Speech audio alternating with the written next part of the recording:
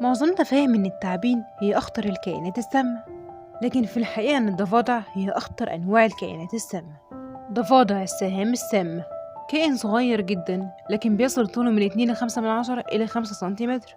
طب ليه برغم شكله اللطيف ده اسمه الضفدع السام؟ في الحقيقة إن اسمه ده بسبب السموم اللي بتفرزها الضفادع دي من جسمها، واللي كانت بتستخدم قبل كده لأسلحة الصيادين أو رؤوس السهام الحادة.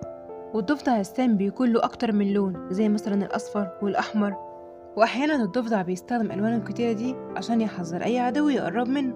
لكن من الخطير جدا إن السم بتاع الضفدع ده بيكون قوي جدا وصعب أي حد يقدر يتحمله. وفي كتير من الدراسات اللي أثبتت إن نتيجة سم الضفدع ده بيكون سبب في كتير من حالات الوفاة، أو مثلا الشلل أو الألم الشديد أو حتى السكتة القلبية. لكن من الغريب إن في حيوان واحد بس هو اللي يقدر يتحمل السم ده، والحيوان ده اسمه تعبان البطون، الحيوان المفترس الطبيعي الوحيد لضفادع السهام. والميزة اللي فيه بقى إنه محصن ضد سموم الضفادع كلها، يعني لا هيتأثر بسم الضفدع السام ولا بأي سم تاني. طب يا ترى الضفادع السامة دي بتاكل وبتتغذى على إيه؟ بيتكون نظامها الغذائي من أي حاجة متاحة ليه، زي مثلا الطحالب أو الحشرات الميتة، وأحيانا بتاكل الحيوانات أكلة اللحوم والنباتات، وكمان بتتغذى على النمل الأبيض والخنافس.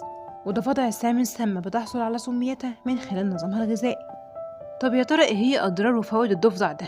من أكبر أضراره وبنسبة كبيرة جدا إنها بتكون سبب في موت أي إنسان. مجرد ما يتعرض أي إنسان للسعة الضفدع السام بيموت على طول. وبرغم إن أضراره كبيرة جدا، لكن برضه له فوائد مميزة. يعني مثلا الضفدع ده بيتغذى على الحشرات الميتة والآفات الصغيرة، وده بيعتبر مهم جدا للبيئة.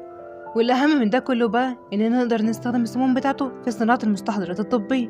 يعني بالرغم من اسمه الضفدع السام، لكن برضه له فوائد مهمة جدا. ولو الفيديو عجبكم اعملوا لايك وسبسكرايب، واستنونا في فيديوهاتنا الجديدة.